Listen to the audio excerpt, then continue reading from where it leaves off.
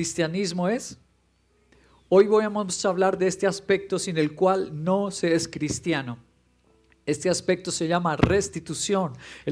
Quiero recordarles que 613 mandamientos componen la ley de Dios en el Antiguo Testamento. Están condensados ahí en ese libro que ustedes ven en las pantallas. Los judíos le llaman la Torá. La Torá también la puedes encontrar en español y en hebreo. Ese tema de la restitución está bastante presente en esos mandamientos. Hoy tendremos que ver un poquito de la ley del Antiguo Testamento, porque bastante se habla de restitución en esa ley del Antiguo Testamento. Pero no solamente está en la Torá, en la ley, sino que está en toda la Biblia del Antiguo Testamento. ¿Cómo le llaman los judíos? Ahí está la otra imagen. Se llama Tanakh. Y el Tanakh se compone de la ley, pero también los profetas, también los salmos y los libros sapienciales. En todo entonces el Antiguo Testamento se habló mucho de la restitución. Hoy voy a traer algunos ejemplos. El primer ejemplo es restituir por un robo. Ese es el primer ejemplo que voy a citar por mencionar algunos. ¿Dónde está esta ley de restituir cuando alguien roba? Éxodo capítulo 22, verso 1. Dice, si alguien roba un toro o una oveja y la mata y lo vende, deberá devolver 5 veces más. Este es en el caso de un robo. Ahora, en el caso de un accidente, que accidentalmente perjudicaste a alguien, ¿dónde está? Está en Éxodo 22, 6. Si se prende fuego en el pasto seco y el fuego se propaga y quema algún trigal del vecino, o el trigo ya apilado de alguien, algún campo sembrado al que haya comenzado el fuego, deberá repararle el daño. El fuego, prenderlo, era común entre los campesinos, porque de esa manera se prepara el terreno para el cultivo. Pero si alguien preparando su terreno le quemaba al vecino, Dios ordena, tiene que restituirle lo que le dañó. ¿Dónde más? Otro ejemplo. Restitución por préstamos. Me prestaron algo y yo lo perdí o se me dañó. Éxodo 22, 14 dice, si alguien pide prestado un animal de algún amigo suyo, el animal sufre algún daño o muere, no estando presente su dueño, lo que pidió prestado deberá restituirlo. Cuando pedimos cosas prestadas y se nos dañan, nos las roban, Dios ordena, tiene que responder por eso, restituirlo. Un ejemplo más, restitución por palabras. En la ley decía esto, cuando yo dañé la imagen, la dignidad de otra persona, cuando la ofendí. Leamos Levítico 6:5, dice así, o cualquier otra cosa por la que haya cometido perjurio, haya dañado a otro, así deberá restituirlo íntegramente y añadir una quinta parte. Estos son algunos ejemplos, son solo algunos ejemplos porque les digo, está presente en toda la Torá y en todo el Tanakh. Toda la ley de Dios que lo componen el Pentateuco, los 5 primeros libros de la Biblia, esa es la Torá. Pero también está en todo el Antiguo Testamento varios ejemplos donde Dios ordena restituir. Entonces quiere decir esto, si yo no restituyo lo que dañé, el daño que hice tal vez a un vecino, a alguien en la empresa, a alguien en la universidad, he dañado a un familiar, a mi propio esposo, esposa, a mis propios hijos. Si yo no restituyo, ¿será que Dios no me perdona? ¿Será que no puedo realmente agradar a Dios y ser salvado? Muchas personas dicen que son cristianas, se sientan en las iglesias, pero no restituyen. Dan mal ejemplo, piden prestado y no pagan. Hablan mal de los demás, le dañan su imagen, su dignidad. Nunca salen a pedir perdón. ¿Será que no es posible ser cristiano sin restitución? Pues para abordar el Nuevo Testamento y las palabras de Cristo voy a usar un ejemplo maravilloso, enternecedor, de los encuentros que tuvo Jesucristo nuestro Señor con personas cuando Él estuvo acá en la tierra y nos enseñó grandes principios como este de la restitución. ¿Saqueo? Jesús, baja rápido porque hoy necesito quedarme en tu casa.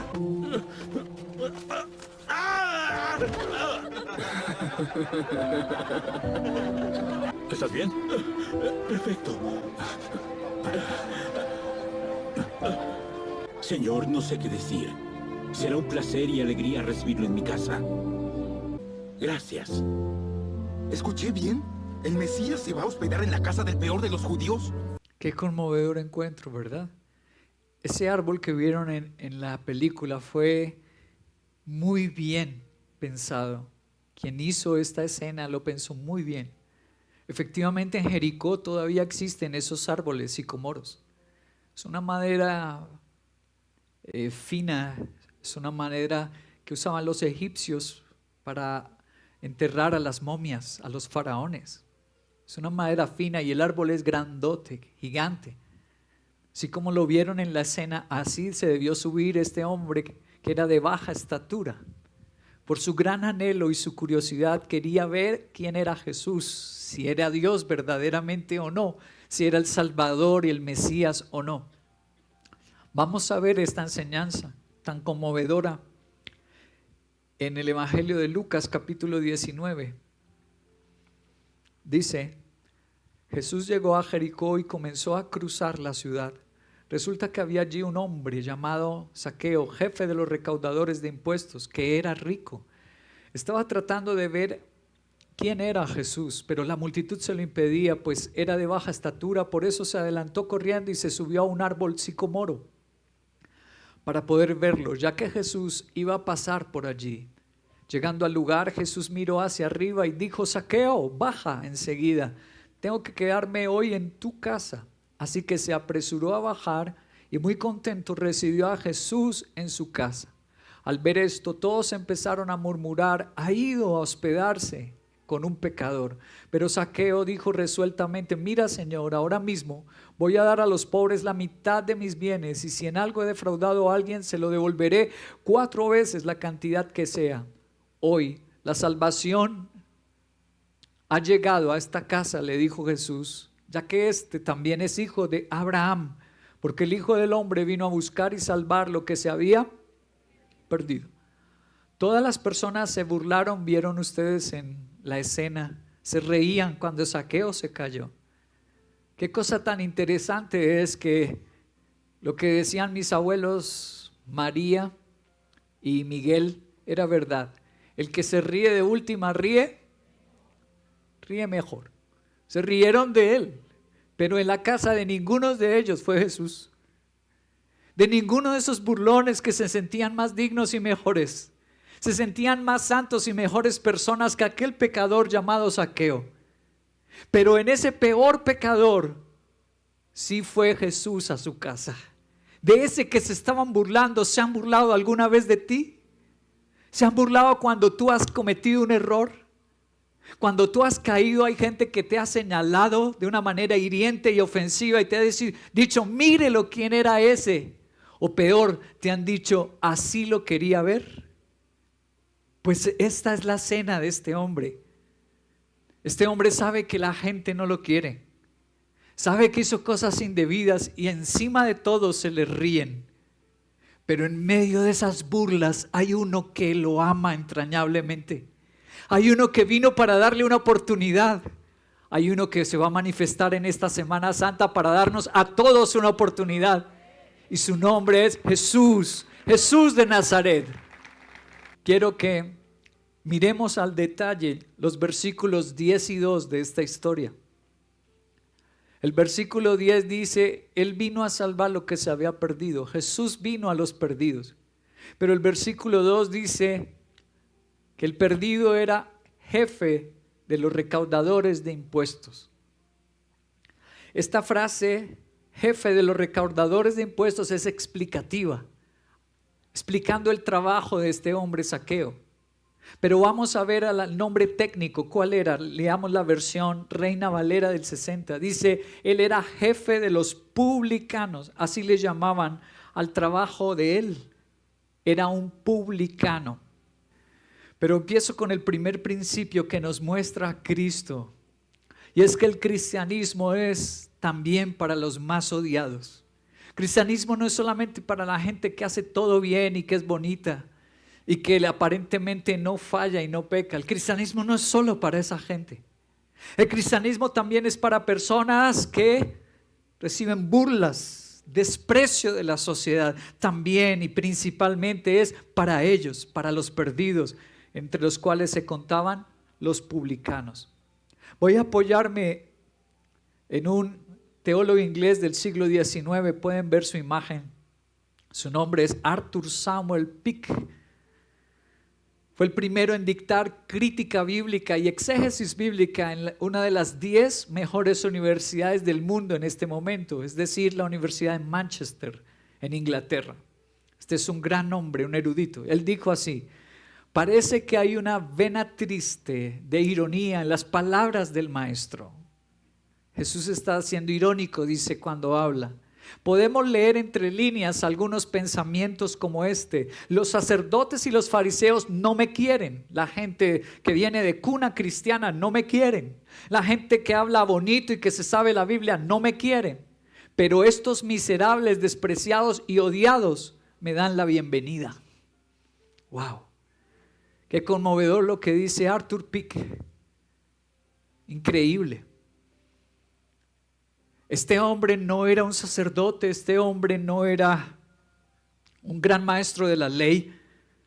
Este hombre era un descarriado del pueblo del Dios, pero es verdad, le dio la bienvenida a Cristo como no se la dieron otros, como no amaban otros. Es que hay mucha gente que asiste a la iglesia no por amor a Jesús, es porque no quiere ir al infierno.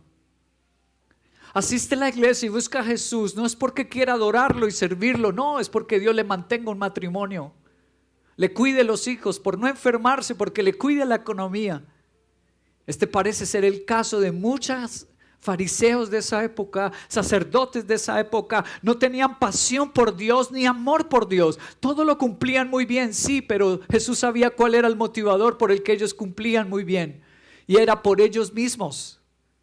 Por ellos recibir bendiciones, por ellos ser salvos, porque a ellos les vaya bien, no por un amor romántico, entregado y apasionado hacia su Señor. Eso es lo que está diciéndonos este teólogo muy sabiamente. Pero ¿por qué eran odiados los publicanos? Lucas capítulo 3, verso 12 y 13. Dice así: llegaron también unos recaudadores de impuestos publicanos para que los bautizara. Maestro, ¿qué debemos hacer nosotros para entrar al cielo? Él respondió: no cobren más de lo debido. Ya vemos por qué eran odiados. Porque estas personas eran corruptas. Cobraban impuestos para Roma, pero cobraban más. No había un publicano pobre. Por ejemplo, Zaqueo, todos lo conocían porque era el hombre más rico de Jericó. ¡Wow! El que se volvía cobrador de impuestos se volvía rico. Proverbios capítulo 11, verso 26, lo voy a leer en esta versión, nueva traducción viviente de la Biblia. Dice: la gente maldice a los que acaparan. Wow. Pero bendice al que lo vende en tiempo de necesidad. Escúchame lo que Dios dijo a través de Proverbios 11. Míralo bien.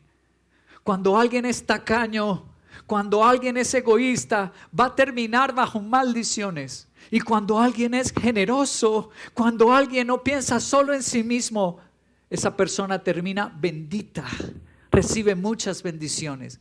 Zaqueo clasificaba en el primer grupo, era odiado. ¿Por qué era odiado? Porque robaba.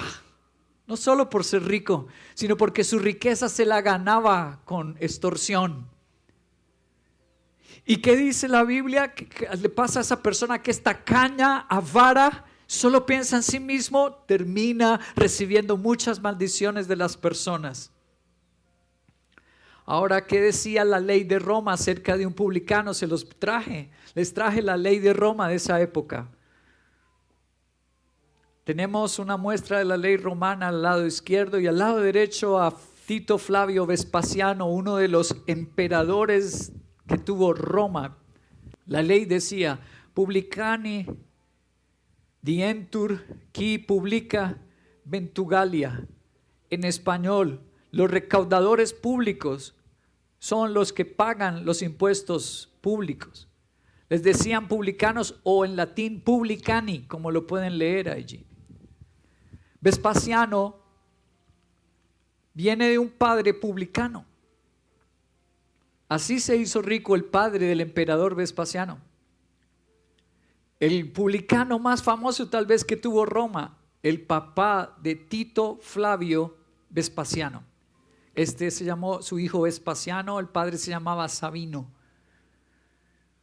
Se hizo rico y al final lo mataron, lo asesinaron al padre de Vespasiano.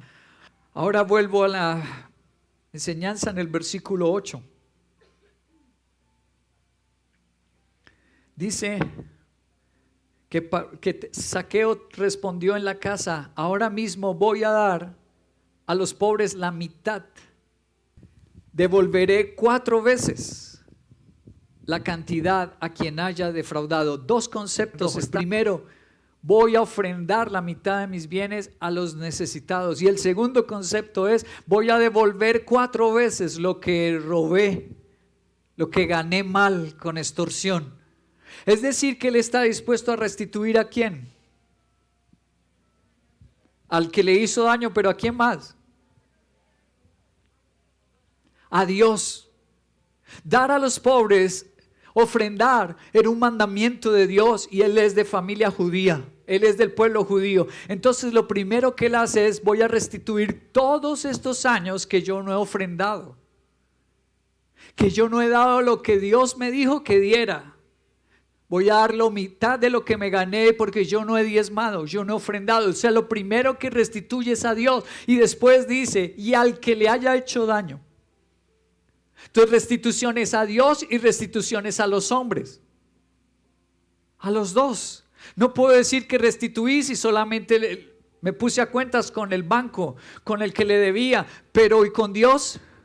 O a la inversa, me puse a cuentas con Dios, di lo que yo no le he dado a Él por todo lo que me ha dado, pero no restituí en el banco, no pagué mis cuentas a los que le debo. Son a las dos, en 2 áreas, a Dios y a los hombres. Eso es lo que hace Zaqueo.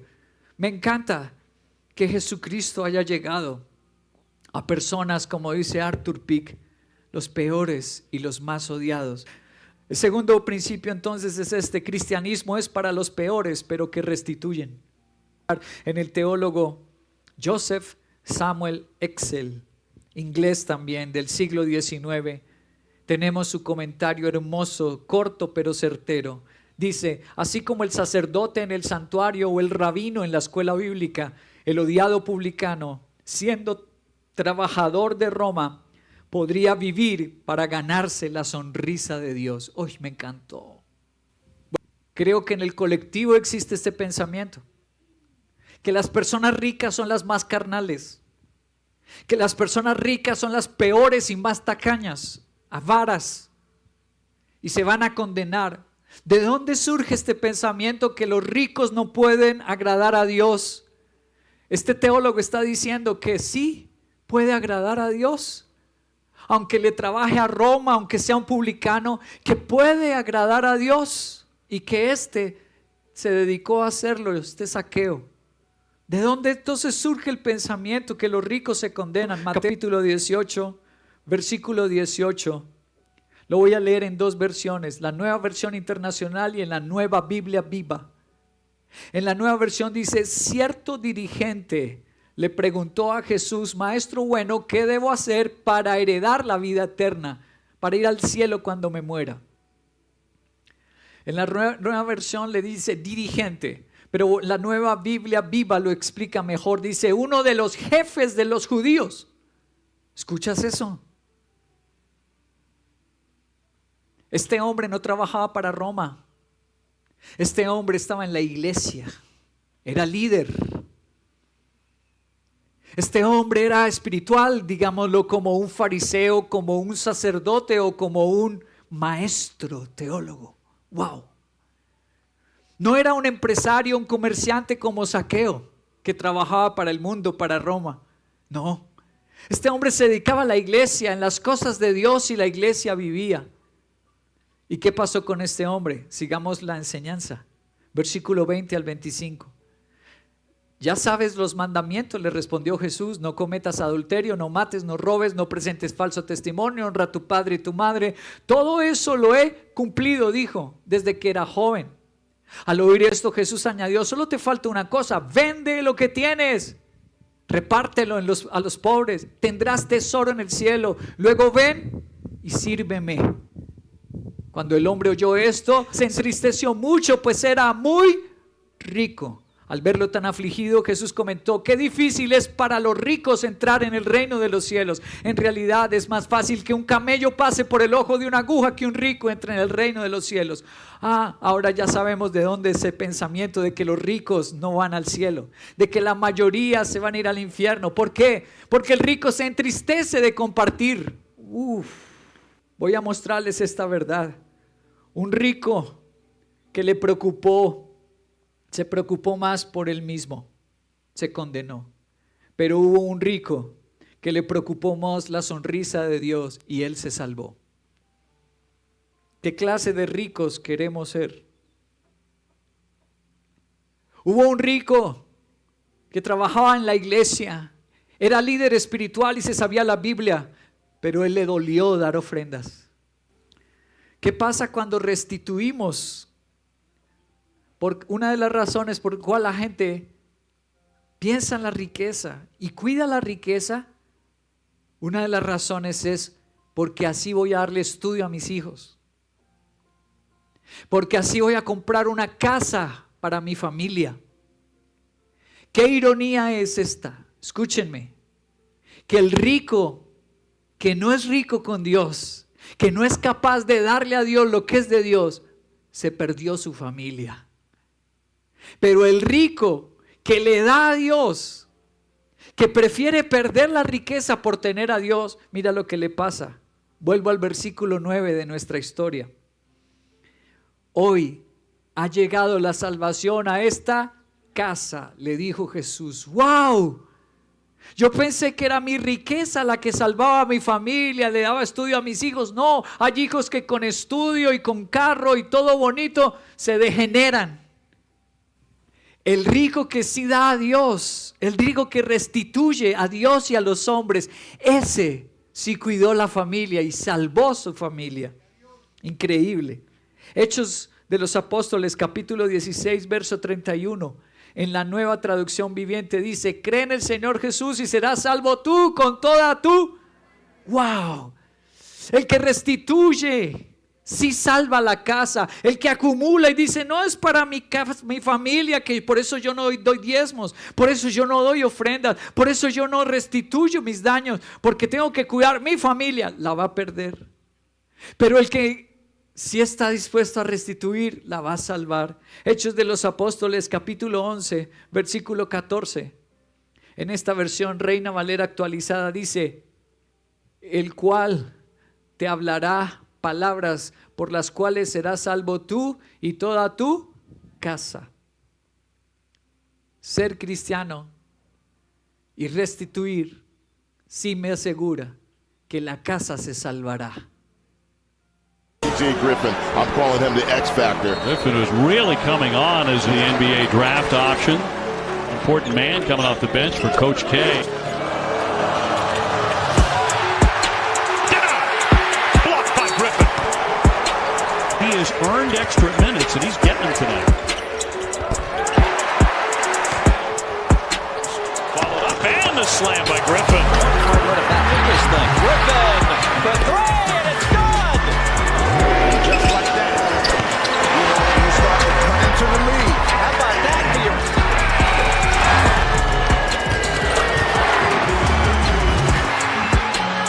And with that, the Hawks have their first lead tonight.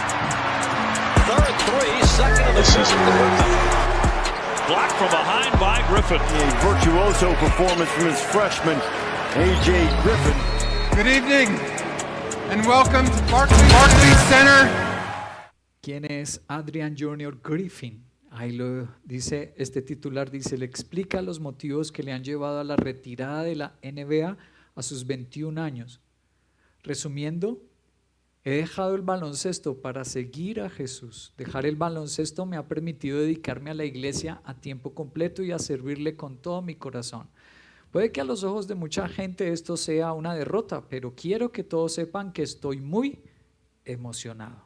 Alguien que, joven, ganando mucho dinero, miles y miles de dólares, y renuncia. Y es por Jesús, no le importa el dinero. Es más importante en su vida, para su vida, Jesús. Volviendo a nuestra enseñanza, versículos 3, 4 y 7. Estaba tratando de ver quién era Jesús. La multitud se lo impedía, pues era de baja estatura. Entonces subió a un árbol, sicomoro. Al ver esto, todos empezaron a murmurar. Ha ido a hospedarse en casa de un pecador. Esto nos lleva al último principio de hoy. Restitución venciendo la burla.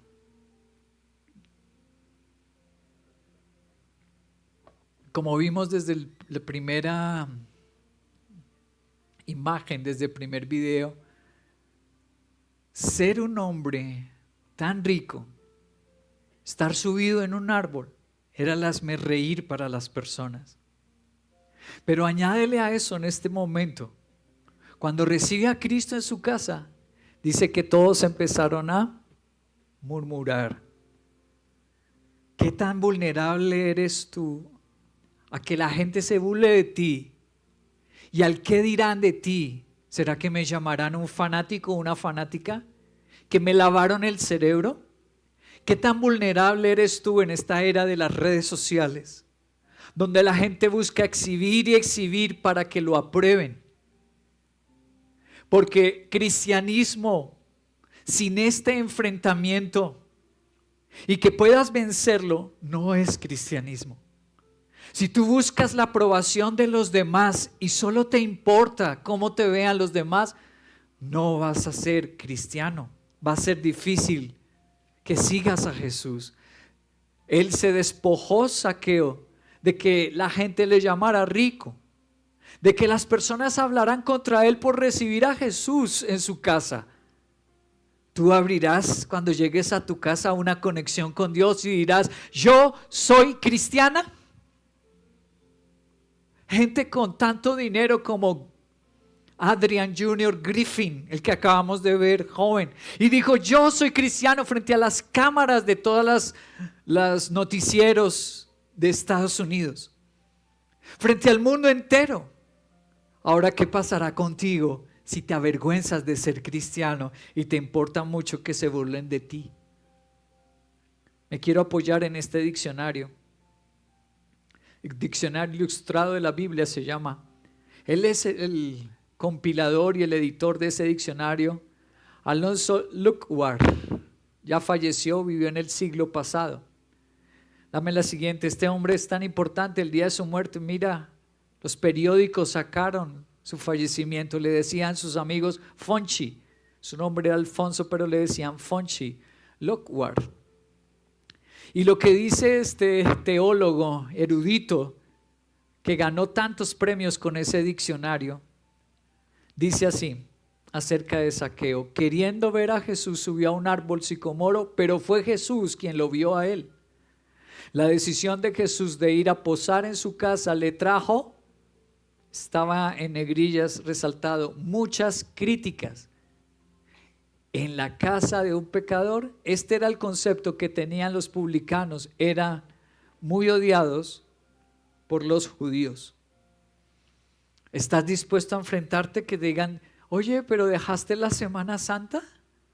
¿Pasear? ¿Divertirte? Oye, ¿dejaste tus amigos por ser cristiano? Si eres una persona muy vulnerable y muy susceptible y no estás dispuesto a enfrentar y vencer, podrías perderte por una eternidad. Recuerda Apocalipsis que dice, los cobardes no heredarán el reino de los cielos. Pero Jesús sí estaba acostumbrado a estas críticas. Él sí estaba acostumbrado a llamar a los peores pecadores. Leamos Mateo 9, 10 y 11, dice: mientras Jesús estaba a la mesa en casa de Mateo, muchos recaudadores de impuestos y pecadores llegaron y comieron con él. Estaban los recaudadores de impuestos, muchos publicanos. Cuando los fariseos vieron esto, preguntaron a sus discípulos: ¿por qué come su maestro con recaudadores de impuestos? Jesús ya estaba acostumbrado y llamó a Mateo, uno de sus 12 apóstoles. Era cobrador de impuestos. Jesús sí estaba acostumbrado a vivir con las personas más escandalosas, más odiadas. Es justo que Él te pida lo mismo. No importa si te odian o te critican, porque Jesús sí está dispuesto, cuando a ti te odian y a ti te critican, levantarte con sus brazos. ¿Por qué no es justo que Él pida lo mismo? Es absolutamente justo. Si Él hace eso cuando la medicina dice no tiene solución, tienes un cáncer y no te lo puede curar nadie, y Él sí está dispuesto a pelear por ti, ¿no es justo que Él exija lo mismo? Tú debes pelear por mí, debes pelear por mi fe. Es una relación de amor entre dos, tú y Jesús. Él no se avergüenza de ti, tú no te avergüences de Él. Él pelea por ti, tú pelea por tu fe. Gloria a Dios. Ayúdanos, Señor.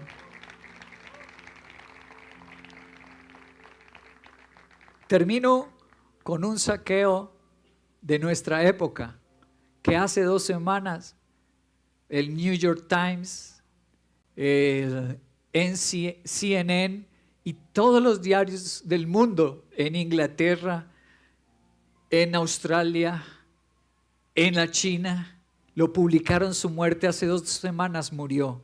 ¿Quién es este saqueo que el mundo entero conoció y lo admiraban? El legendario George Foreman sufrió el golpe que cambió por completo su vida. Pero primero conozcamos su pasado. En 1960, George se muda junto a su madre Nancy y sus hermanos a una casucha de Houston, donde se repartían la poca comida que tenían y ni siquiera podían pagar electricidad. Pese a eso, Nancy es una mujer muy creyente y confía en que Dios lo sacará tarde o temprano de su situación. Antes de dormir, le deja claro a George que no vaya a pelearse en su nueva escuela. Al parecer, es uno de sus hábitos. En su primer día de clases, este llama la atención por su ropa desgastada y porque no llevó nada para comer. Por ello, uno de los niños comenzó a llamarle Poorman en vez de Foreman. Así que George se da a respetar con un puñetazo. La ira era la mejor solución para sus problemas. Pasan los años y George se convierte en un joven grande y fuerte, pero como aún era bastante pobre, se dedicaba a atracar hombres borrachos que salían del bar, una iglesia destartalada que pretende reformar. 7 años después, vemos que George está predicando en esa misma iglesia y es todo un ídolo en la comunidad cristiana.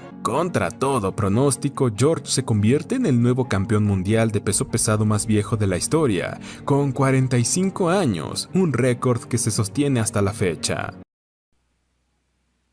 Increíble, ¿no? Nadie ha podido ser campeón de peso completo, peso pesado, a los 45 años. Y era un hijo de Dios. Se había descarriado, pero su mamá lo había llevado desde niño a la iglesia. Y boxeando volvió a Cristo. Y obtuvo esta gran hazaña, campeón de peso completo a los 45 años, y se retiró para pastorear una iglesia. Así lo publicaron algunos diarios del mundo, su muerte. Este fue el BBC News de Los Ángeles. Muere George Foreman, boxeador que protagonizó con Muhammad Ali la pelea del siglo. Él peleó con Muhammad Ali. Le dijo en una ocasión a la BBC que su derrota ante Ali se convirtió en lo mejor que le ha pasado en la vida, ya que en última instancia esto lo llevó a difundir el mensaje de Cristo predicando. Recordó que su predicación comenzó pequeña en las esquinas y con los amigos y luego fue creciendo. Otro diario lo publicó en Los Angeles Times, dice: el temible George Foreman, que se convirtió en entrañable campeón de los pesos pesados, muere a sus 76 años. un predicador devoto, un esposo dedicado, un padre amoroso y un orgulloso abuelo y bisabuelo. Vivió una vida marcada por una fe inquebrantable, humildad y propósito. Me encantó como lo dijo el Ángeles de Angelus Time. Una fe ¿cómo? Inquebrantable. Y ese es el lema de nuestra Semana Santa. Confianza inquebrantable. Ese es nuestro lema. Ahora, él dejó el boxeo y el dinero. Usó el dinero para construir la iglesia. El título, la última pelea que él tuvo a los 45 años no fue por orgullo y vanagloria. No fue por ganarse un récord mundial. Era porque estaba embargada la iglesia. Los bancos habían embargado el terreno porque no habían pagado las cuotas. Por eso peleó. Dijo, va a ser mi última pelea. Y va a ser para pagar la iglesia. Él peleó para pagar el terreno de la iglesia. Increíble, una fe inquebrantable. Sin importar lo difícil, lo adverso, lo grande, aún lo doloroso. Con Dios todo puede cambiar. Misión Veracruz. Porque con Dios todo puede cambiar.